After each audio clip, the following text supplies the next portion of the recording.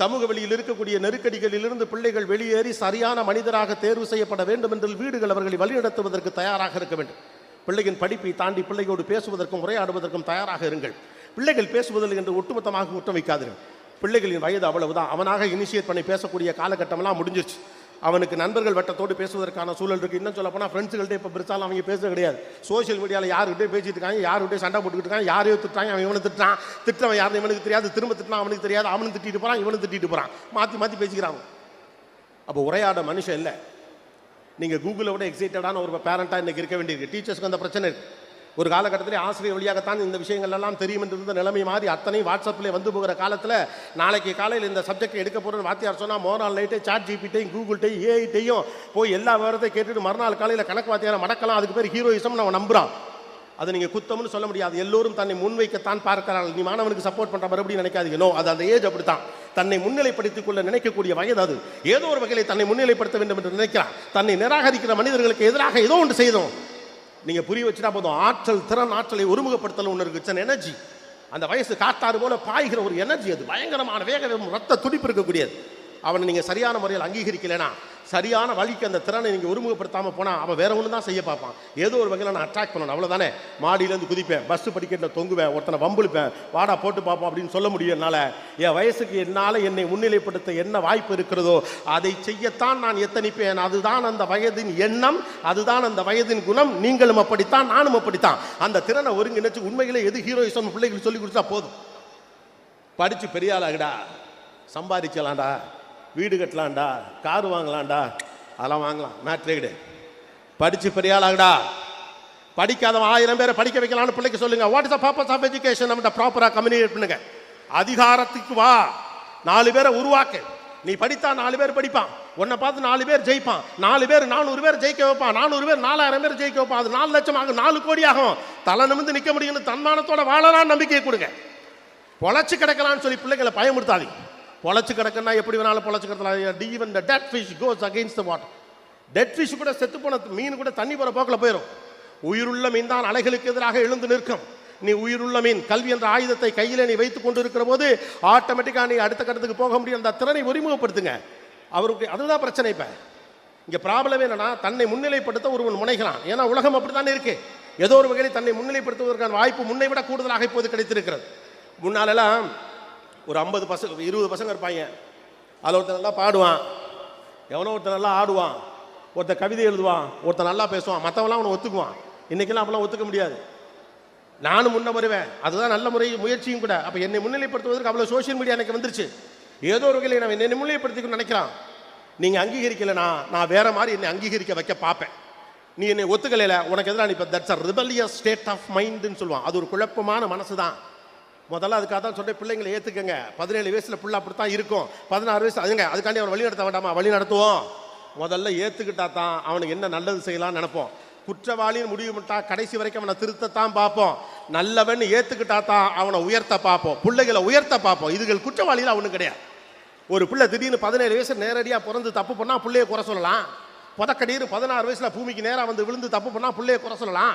16 வருஷம் நீங்களும் நானும் பள்ளிக்கூடமும் அரசாங்கமும் ஊடகமும் குடும்பமும் சேர்ந்தானே பிள்ளையை வளர்த்துச்சு. அப்போ 16 வயசில் ஒரு பையன் தப்பு பண்ணுறான்னா எப்படி பையன் மேலேயோ பொண்ணு மேலேயோ நீங்கள் தப்ப சொல்ல முடியும்? We have all the people have the responsibility. ஒரு பிள்ளை இந்த சமூகத்தினுடைய விக்டிம், இந்த சமூகத்தினுடைய பிரதிநிதி. இந்த சமூகத்துடைய பிரதிநிதியாக இருக்கக்கூடிய ஒரு பிள்ளையை வளர்த்திருக்க வேண்டிய பொறுப்பு என்பது பெற்றோர்களுக்கு, பள்ளிக்கூடங்களுக்கு, ஆசிரியர்களுக்கு, அரசாங்கத்திற்கு, கல்வித்துறைக்கு, ஊடகத்திற்கு, ஒவ்வொரு தனி மனிதனும் இருக்கு. நீயே வா, நீயே வரணும், நீயே சரியா இருக்கணும், நீயே கரெக்டாக இருக்கணும். எப்படி கரெக்டாக இருக்க முடியும்? என்னை சுற்றி 1008 டிஸ்ட்ராக்ஷன் இருக்கு. வீட்டில் அப்பா அம்மா அடிச்சுக்கிறாங்க, முன்ன பின்ன பேசிக்கிறாங்க, வந்து வேற ஆளுகள்லாம் வேற விஷயம்லாம் பேசுகிறான். படிப்பை தாண்டி முக்கியமில்லாத விஷயத்துக்குலாம் முக்கியத்துவம் கொடுக்குறான். இதெல்லாம் பெரிய வீரம் அப்படின்னு எனக்கு தப்பாக கற்றுக் கொடுக்குறீங்க அப்படின்னா நான் என்ன பண்ண போகிறேன்? அதைத்தான் சரின்னு நினைப்பேன். ஒரு கொடி எப்படி வளரும் தெரியுமா? அது எப்படியா இருந்தாலும் நீங்கள் தடுத்தாலும் தடுக்காட்டியும் அது எப்படியாவது பிடிச்சி சைடில் கிடைக்கிறதெல்லாம் பிடிச்சி மேலே வரும். நீங்கள் அதை ஒன்றுமே பண்ண முடியாது. அப்படி தான் பிள்ளை. புத்திசாலி என்ன பண்ண தெரியுமா? கரெக்டாக ஒரு கொம்பை இங்கிட்டு வச்சு நேராக இந்த பக்கமாக இழுத்து விடுவான். பிள்ளை எந்த திசைக்கு போக வேண்டுமோ அந்த திசைக்கு இழுத்து போக வேண்டிய பொறுப்பு நம்முடையது தான். மாறா நீயா ஒரு கொம்பை பிடிச்சி மேலே வாடா, வராதவெல்லாம் திறமைசாலி இல்லைன்னு சொல்லாதீங்க. கடைசி பெஞ்சில் உட்கார்ந்தவங்களுக்கு பொறுக்கி பையன், கடைசி பெஞ்சில் உட்காரவனுக்கெல்லாம் புத்திசாலித்தனம் கிடையாது, படிக்காதவனுக்கெல்லாம் பெரிய திறமை கிடையாது, அப்படிலாம் ஒன்று கிடையவே கிடையாது. யாருக்குள் என்ன ஒளிந்திருக்கிறது என்பதை கண்டுபிடிப்பதுதான் நம்முடைய வேலை. Everybody have something in themselves. உங்களுக்கு மட்டுமே தெரிந்த ஒன்று அவனிடம் இல்லை என்றால் அவன் புத்திசாலி இல்லை நீங்கள் நினைக்கக்கூடாது. உங்களுக்கு தெரிந்த ஒன்று உங்கள் பிள்ளைக்கு தெரியாமல் இருக்கிற பட்சத்தில் அவனுக்கு அது தெரியவில்லை என்பதற்காக அவருக்கு அறிவில்லை என்று அர்த்தமாக. அவன் விளையாட்டு வீரனாக இருக்கலாம், கவிதை வரலாம், கணக்கு வரலாம், வேற ஒரு டெக்னாலஜி சம்பந்தப்பட்ட புத்திசாலித்தனம் அவர்களிடம் இருக்கலாம். அதை கண்டறிவதற்கான வாய்ப்பு இருக்கலாம். வரும்போது கலெக்டர் எங்கிட்ட ஒரு பேம்ப்ளெட் இந்த புக்கு கொடுத்தார்.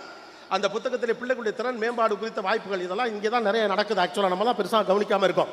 படிப்பு வராத பிள்ளையை என்ன பண்ணலாம் அப்படின்னா கைவிட்டலாமா? படிப்பை தாண்டி அவனுக்கு என்ன வருகிறது என்று யோசிக்க வேண்டிய பொறுப்பு நமக்கு இருக்குது. படிப்பை உனக்கு படிப்பு இல்லை, நீ மக்கு அப்படின்னு முடிச்சுட்டு அவன்கிட்ட என்ன டேலண்ட் இருக்கோ அதில் வளர்த்து விட்டா வளர்ந்துட்டு போகிறான், முடிஞ்சு போச்சு. அப்படி தானே? படிப்புங்கிறது புத்தகத்தில் மட்டும் இல்லை, புத்தகத்தை தாண்டி பல்வேறு விதமான படிப்பு இருக்குது. இங்கே ரொம்ப பெரிய சிக்கல் தெரியுமா? நம்மகிட்ட தியாகம் இருக்குது, அக்கறை இருக்குது, பணம் சொல்லணுங்கிற எண்ணம் இருக்குது, பிள்ளைகளை எப்படியாவது ஆளாக்கணுங்கிற கவனம் இருக்குது. ஆனால் பிள்ளைகளை எப்படி வழி நடத்தணுங்கிறதுல பெரிய குழப்பம் இருக்குது. உலகத்திலேயே அதிக மக்கள் தொகை வைத்திருக்கக்கூடிய ஒரு தேசத்தின் பெரும் பிரச்சனை என்ன தெரியுமா? பிள்ளைகளை எப்படி வழி நடத்துறது அப்படிங்கிறது தான். இந்த திறமை என்பது இரு பக்கமும் கூர்மையான ஒரு ஆயுதம். சரியாக பயன்படுத்தவில்லை என்றால் இது வேறு பக்கத்திலே திரும்பும். நீங்கள் உங்கள் பிள்ளைகளுக்காக என்ன விட்டு செல்ல போகிறீர்கள் என்பதில் கவனமாக இருங்கள். உங்கள் பிள்ளைகளுக்கு வீடுகள் வழியாக என்ன சொல்லித் தருகிறீர்கள் என்பதில் கவனமாக இருங்கள். ஒரு புள்ள 3 பக்கத்தில் வெல் கனெக்டடாக இருக்கணும். இந்த பக்கம் புள்ள இருக்கானா, இந்த பக்கம் பேரண்ட், இந்த பக்கம் பள்ளிக்கூடம், இந்த 3ஓட கனெக்ஷன் இருக்கணும். அதான் உங்கள்கிட்ட விட்டு டீச்சர்னு சொல்லிட்டு ஒதுங்கிற காலம்லாம் முடிஞ்சு போச்சு. ரைட்டு தானே? பள்ளிக்கூடத்துக்கு பிள்ளை அனுப்புகிறோம், பார்த்துக்க வேண்டிய பொறுப்பு பள்ளிக்கூடத்தில் மொத்த கதையில் முடிச்சுட்டு போகலாம் முடியாது. வீடு தானே சரி பண்ணணும், ஆசிரியர்கள் சும்மாலாம் இருந்துட முடியாது. Everybody is a resource. நீங்கள் உங்கள் பிள்ளைய சுப்பிரமணி, சண்முகம் ஏதோ ஒரு பேரை வச்சுக்கோங்க. அவன் ஒரு ரிசோர்ஸ், இந்த தேசத்திற்கான ரிசோர்ஸ், இந்த மாநிலத்துக்கான ரிசோர்ஸ். அவன் ஒரு சயின்டிஸ்ட்டு, அவன் ஒரு ஸ்போர்ட்ஸ் மேனு, அவன் ஒரு அரசியல்வாதி, அவன் ஒரு மீடியாக்காரன், அவன் யாரோ ஒருத்தி இல்லையா? she or he is a resource of the state, of the country. கோபிநாத்துங்கிற ஒருத்தனை இன்னைக்கு மேடையில் ஏற்றி இவ்வளோ பேர் நின்று கை தட்டுறீங்களே, இதுக்கு பின்னால் எத்தனை வாத்தியார் உழைச்சிருப்பாங்க. இன்னைக்கு நான் பார்க்கறது, இன்னைக்கு நான் பேசுறதை பார்த்து ஊர் சந்தோஷப்படுறதை விட பெரிய அளவுக்கு சந்தோஷப்பட போகிறது வாத்தியார்கள் தான், டீச்சர்ஸ் தான் இல்லையா? அவன் resource. You are a resource. உங்கள் வீட்டில் இருக்க ஒவ்வொரு பையனும் ரிசோர்ஸ். அந்த முரண்டு பிடிக்கிற பையனும் ரிசோர்ஸ், முரண்டு பிடிக்கிற பொண்ணு ரிசோர்ஸ், படிக்க மாட்டேன் உங்ககிட்ட சண்டைக்கு போகிற பையனும் ரிசோர்ஸ், படிக்கட்டில் தொங்குறவனு ரிசோர்ஸ். அவனை ரிசோர்ஸை மாற்ற வேண்டிய பொறுப்பு உங்களுக்கு இருக்கு, எனக்கு இருக்கு, சமூகத்துக்கு, பள்ளிக்கூடத்திற்கு, கவர்மெண்ட்டுக்கு இருக்கு. Society is that everybody is responsible to rice a kid in a proper way. Don't abandon the kids. பிள்ளைகளை கைவிடாதீங்க. நீ உருப்பிட மாட்டேன்னு சொல்லாதீங்க. 10 தடவை சொன்னீங்கன்னா பிள்ளை உருப்பிடாது. உலகத்திலேயே பெற்றோரை தான் ஒரு பிள்ளை பெரிய அளவுக்கு நம்பும். இந்த உலகத்தில் உங்களுடைய கணவன் மனைவியும் 20 ஆண்டுகள் ஒன்றாக வாழுகிறீர்களே, ஏதோ ஒரு சின்ன சந்தேகம் உங்களுக்கு புருஷன் மேலே இருக்கும். மனைவி கடைசி வரைக்கும் கூட இருப்பாளான்னு ஏதோ ஒரு இடத்துல ஒரு சந்தேகம் இருக்கும். எல்லாருக்கும் இருக்குன்னு சொல்ல. ஆனால் என்னைக்காவது ஒரு நாள் எதுக்கு இவளை கட்டணும்னு ஒரு அப்பா சாதாரணமாக நினச்சிடுவேன். இந்த ஆளுக்கு எதுக்குடா கழுத்துட்டு அவ்வளோ வரன்று வந்துச்சேன் அம்மாக்களுக்கெல்லாம் கோபம் இருக்கிற போது தோணும். ஆனால் பிள்ளைகள் கடைசி வரைக்கும் அம்மாவை அப்பாவை தான் நம்பும். தான் சொந்த திறமையில சைக்கிள் ஓட்ட கற்றுக்கிட்டவனை விட அப்பா பிடிச்சிருக்காரு என்னை விட்டுற மாட்டாருங்கிற நம்பிக்கையிலே சைக்கிள் ஓட்டினவன் தான் இங்கே நிறையா. நம்பிக்கை தான் பிள்ளைங்களை வளர்த்துருக்கு இல்லையா? நம்பிக்கை தான் பிள்ளைங்களை வளர்த்துருக்கு. நான் விழுந்தா எங்கள் அப்பா பிடிச்சிக்குவாங்கிற நம்பிக்கை தான் விழுந்திருக்கு. எனக்கு ஏதாவது ஒன்றா எங்கள் அம்மா என்னை பார்த்துக்குங்கிற நம்பிக்கை தான் வளர்ந்துருக்கு. என்னை ஏன் வீடு கைவிடாதுங்கிற நம்பிக்கை தான் பிள்ளைகளை வளர்த்துருக்கு. வீடு கைவிட்டுங்கிற நம்பிக்கை வந்துருச்சு, நான் சம்பந்தம் இல்லாத சக்திகளோடு அவர்கள் சேர்ந்து கொள்ளுகிற அபாயம் நேரும். ஏன்னா அவன் கைவிட மாட்டேன்னு ஆதரவு கொடுப்பான் இல்லையா? யாரோ ஒருவர் பிடியில் சிக்கி உங்கள் பிள்ளைகள் சின்னாபின்னமாகும் என்று நீங்கள் அந்த பிள்ளை மேலே குறை சொல்லிட்டு போகாதீங்க. வீடு அதற்கான இடத்தை தராவிட்டால் ஏதோ தாங்கிக் கொள்ள யார் கிடைப்பார் என்று தான் தவிக்கிற நிலைமைக்கு பிள்ளைகள் வரும். You should be an extended hand for a kid அப்படின்னு சொல்றான். ஒரு குழந்தைக்கு ஒரு நீட்டிக்கப்பட்ட கை போல இருக்கணும். பிள்ளை தடுமாறி வந்து அவன் சட்ட காலம் நம்ம கையில் இருக்குன்னு வச்சுக்கோங்க. எங்கள் அப்பா இருக்கான் பார்த்துக்குவான், எங்கள் அம்மா இருக்கு என்னை பார்த்துக்கும், இந்த ஊர் என்ன பார்த்துக்கணும். பிள்ளைகளுக்கு சமூகத்தின் மீது நம்பிக்கை வரணும். பிள்ளைகளுக்கு ஒரு இம்பார்ட்டன்ஸை நம்ம ஃபீல் பண்ண கிரியேட் பண்ணணும். எல்லாரும் எதுக்கு போராடுறோம்? எதுக்காக எல்லாரும் வாட்ஸ்அப்பில் ஸ்டேட்டஸ் வச்சுக்கிறீங்க? புதுசாக போட்டேன் ரைட்டு தானே? இன்னைக்கு வர நிகழ்ச்சியில் எல்லாரும் அந்த ஸ்டேட்டஸில் வைக்க தானே போறீங்க. எதுக்கு? நான் முக்கியமானவன் என்று யாரோ உணர வேண்டும் என்பதற்காகத்தானே.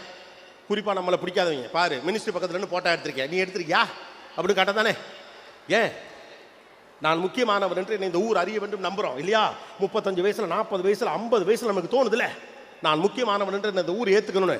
16 வயசில், 17 வயசில், 15 வயசில் அவனுக்கு தோணாது, அவளுக்கு தோணாது நான் முக்கியமானவனாக அறியப்பட வேண்டும். I should people have to celebrate mean எனக்கு தோணாது.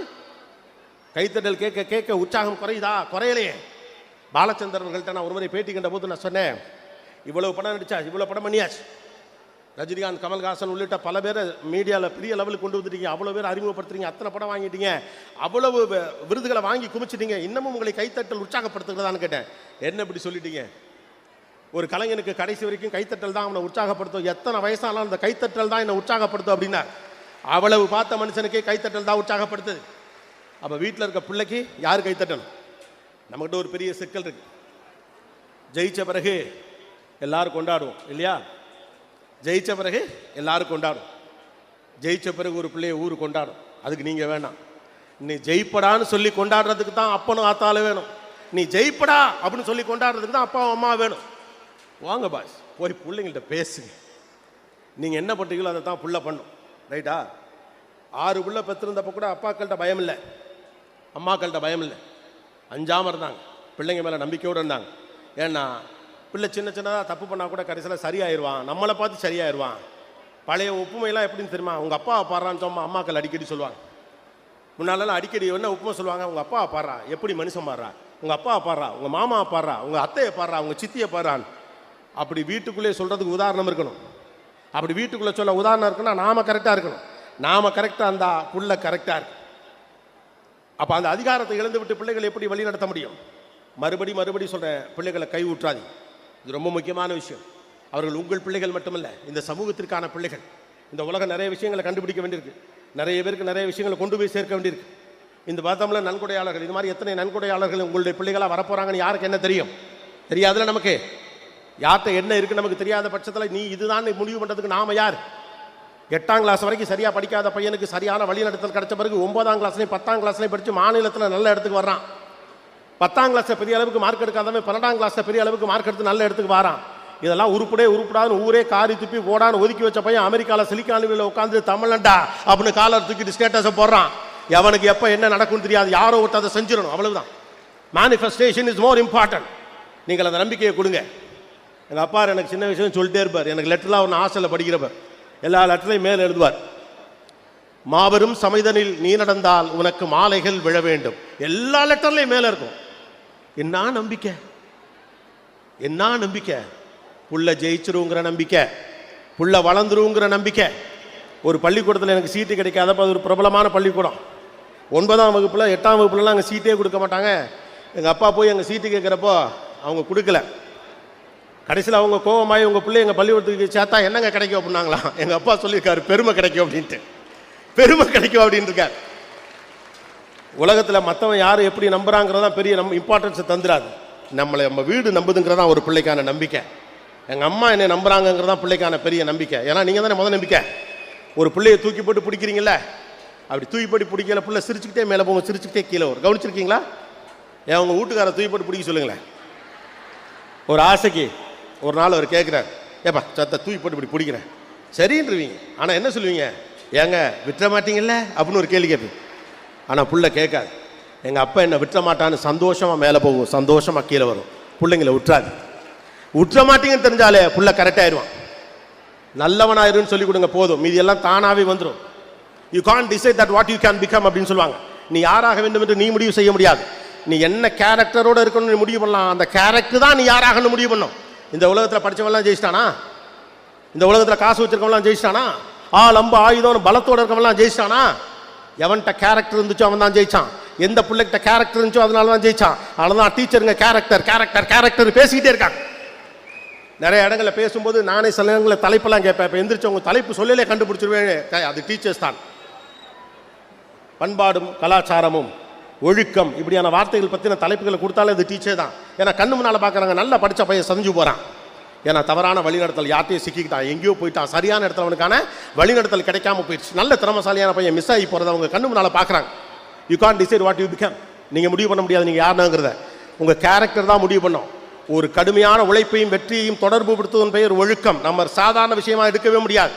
1900 அதுதான், 1950 தான், 2000 தான், 2024 தான், 3000 தான். இந்த உலகமே அழிய போற வரைக்கும் அது மட்டும்தான். Discipline is the key. இந்த உலகம் முழுக்க வெற்றி பெற்ற பல்வேறு மனிதர்களை நான் சந்தித்திருக்கேன். தொழில் நிமித்தமாக பல்வேறு மனிதர்களோடு நான் உரையாடி இருக்கிறேன். சிறு வயதிலிருந்தே பெரிய மனிதர்களை பேட்டி எடுப்பதற்கான வாய்ப்புகளை பெற்றிருக்கிறேன். இவர்கள் அனைவரிடத்திலும் நான் பார்த்த ஒரே சூப்பர் குவாலிட்டி டிசிப்ளின். அது பொலிட்டீஷியனாக இருக்கலாம், பிஸ்னஸ் மேனாக இருக்கலாம், டீச்சராக இருக்கலாம், யாராக வேணாலும் இருக்கலாம். ஏன்டா இருந்தாலும் ஜெயிச்சாரு, ஏன்டா அந்த பெண்மணி ஜெயிச்சாங்க அப்படின்னு கடைசியில் கணக்கு பார்த்தா அவங்கள்ட்ட ஒரு டிசிப்ளின் தான். வாழ்க்கை கொடுத்த டிசிப்ளின் வீடு சொல்லணும். 5 மணிக்கு எந்திரிச்சு பிள்ளை எக்ஸசைஸ் பண்ணால் அப்பா எந்திரிச்சு 5 மணிக்கு உட்காருங்க பாஸ், வேற வழியே கிடையாது. புள்ள ஃபோனை பார்க்கக்கூடாது முடிவு பண்ணால் அம்மாக்கள் டிவி சீரியலை போட்டு இதில் ஃபோனில் வச்சுக்கிட்டு அப்படியே உட்காந்து சமைச்சிக்கிட்டு பிள்ளைய அதை தான் பார்க்கும். பிள்ளையுடைய ஸ்க்ரீன் டைம் என்னன்னு பாருங்க, பிள்ளைய கொஞ்சம் கண்காணிங்க, பிள்ளைய கொஞ்சம் கவனிங்க, பிள்ளையோடு உரையாடுங்க. இயல்பான உரையாடல் வழியாக பிள்ளை என்ன நினைக்கிறதுன்னு பேசுங்க. எனக்கு பேசுறதுக்கு நீங்களே கடைசியில் நான் ஏன் வெளியில் போய் பேச போகிறேன்? அந்த பிள்ளை என்னை பார்க்குது மச்சான் அப்படின்னா ஃப்ரெண்டு என்ன சொல்லுவான், அந்த வயசு எக்ஸைட்மெண்ட் மச்சான் அது உன்னை லவ் பண்ணுன்னு தான் சொல்லுவான் இல்லையா. எனக்கு ஒரு குறிப்பிட்ட வயசாகிறது, வீட்டுகளுக்குள்ள எல்லாவற்றையும் பேசுவதற்கான வெளி எனக்கு கிடைக்காத பட்சத்தில் வெளியில தான் போக முடியும். பிள்ளைகளை பத்திரமா பக்கத்தில் வச்சுக்கோங்க, இறுக்கி பிடிச்சுங்கன்னு சொல்லாத, விட்டுருங்க. ஆனால் தூரம் இருந்து கண்காணி, கவனிங்க.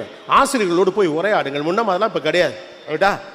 டீச்சர்ஸோட போய் உரையாடுவதே குறைந்து போயிருக்கு. அதுக்கான முயற்சிகள் எடுக்கிறாங்க. டீச்சர்ஸோட இன்ட்ராக்ட் பண்ணுங்க, பள்ளிக்கூடத்துக்கு அப்பப்போ விசிட் பண்ணுங்க. பள்ளிக்கூடத்துக்கு பிள்ளைகளை கொண்டு போய் விடுவது அம்மாக்களாக முழுமையாக மாறிவிட்டது. அப்பாக்களுக்கு கொஞ்சம் வீட்டுக்குள்ள வாங்க. சம்பாதித்து கொடுப்பது மட்டும்தான் என்னுடைய பொறுப்பு, மற்றவற்றை மனைவி பார்த்துக் கொள்ளுவாள் என்ற நம்பிக்கையை நான் பாராட்டுகிறேன். அதே நேரத்தில் அம்மாவுடைய கான்ட்ரிபியூஷன் இருக்கிற மாதிரி அப்பாவுடைய கான்ட்ரிபியூஷன் வீட்டுக்குள்ள வரணும். ஏன்னா நீங்க 2 பேர் தான் வீட்டுக்குள்ள இருக்கீங்க. அது மாதிரி 7-8 பேர்லாம் இப்போ இல்லை. மாமா சித்தப்பான்னு ஒரு சர்க்கிள்லாம் பக்கத்தில் இல்லை. எக்ஸ்டெண்டட் ஃபேமிலி ரொம்ப குறைஞ்சு போச்சுங்கிற பட்சத்தில் அப்பாக்களின் பங்களிப்பு கூடுதலாக பிள்ளைகளின் கல்வி விஷயத்திலே தேவைப்படுகிறது. மறுபடியும் உங்களுக்கு 4 விஷயத்தை தான் நம்ம ரீஇன்ஸ்டேட் பண்ணணும்னு நினைக்கிறேன். முதல் முக்கியமான விஷயம், இந்த பிள்ளைகளை குற்றவாளிகள் என்று தயவு செய்து நினைக்காதீர்கள். இந்த சமூகத்தினுடைய நெருக்கடிக்குள் அவர்கள் சிக்கி இருக்கிறார்கள். அவர்கள் பேசுவதற்கும் சாய்ந்து கொள்வதற்கு தோளும் தேவைப்படுகிறது. 1. 2வது, வீடு சரியான வழிநடத்தலை செய்யவில்லை என்றால் யாரோ ஒருவர் கையில் அவர்கள் சிக்கிக்கொள்வதற்கான வாய்ப்புகள் அதிகமாக இருக்கக்கூடிய ஒரு காலகட்டத்தில் வீட்டுக்குள்ளே உரையாடலை துவங்குங்கள். 3வது, நீங்கள் எப்படிப்பட்ட ஒரு அப்பா அம்மாவாக இருக்கிறீர்களோ, உங்களிடம் என்ன விஷயங்களை பிள்ளைகள் பார்க்கிறார்களோ அதைத்தான் பிள்ளைகள் செய்ய போகிறார்கள். அதனுடைய வழிநடத்தப்பட போகிறார்கள். 4வது, உங்கள் வீட்டு பிள்ளைகள் மட்டுமல்ல, அவர்கள் இந்த சமூகத்துடைய ரிசோர்ஸ். இந்த ஸ்டேட்டை தூக்கி நிறுத்த போறவன், இந்த நாட்டை தூக்கி நிறுத்த போறவன், அறிவியலுக்குள்ள வரப்போறவன், எவ்ரிபடி இஸ் எ ரிசோர்ஸ். ஒருத்தனையும் சும்மா விட முடியாது. ஒரு பொண்ணையும் நோ அப்படி போ அப்படின்னு விட்டலாம் முடியாது. எல்லாரும் is a resource, everybody is a resource. எல்லாரும் இந்த சமூகத்துடைய ஆளுமையும் சக்தியும். கடைசியாக ஒன்று தான், நீங்கள் என்னத்தை வேணாலும் பெருமை நினச்சிக்கோங்க, அதெல்லாம் அப்புறம். கடைசி வரைக்கும் கூடவே வரப்போறது எஜுகேஷன் மட்டும்தான். படிப்பு தான் நம்ம பிள்ளைங்களை தூக்கி நிறுத்தும். படிப்பு தான் அமைதியான சமூகத்தை உருவாக்கும். படிப்பு தான் வெற்றிகரமான சமூகத்தை உருவாக்கும். சந்திர காற்று நம் ஜன்னலில் வீசட்டும். சரித்திரம் நாளை நம் சாதனை பேசட்டும். நன்றி, வணக்கம். தேங்க்யூ.